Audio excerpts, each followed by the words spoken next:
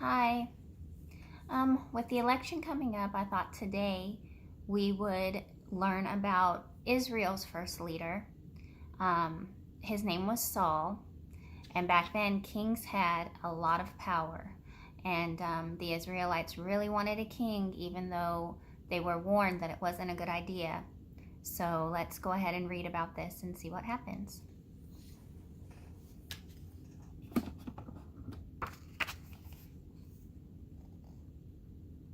When Saul was an old man, God's people said, "We want a king to rule over us."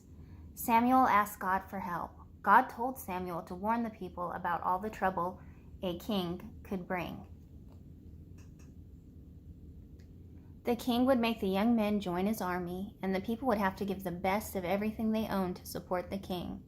Samuel warned the people, but they still would not listen.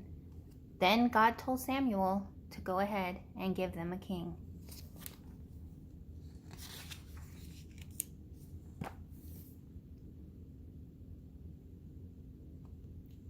God led Samuel to a man named Saul. Samuel poured oil on Saul's head.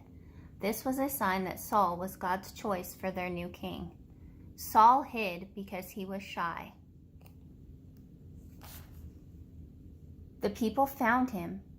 Samuel said, "Here is your king." Everyone cheered and shouted, "Long live the king."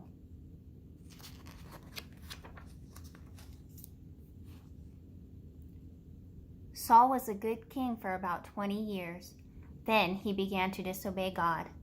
God was sorry that he had made Saul king, and Samuel was very sad about it too.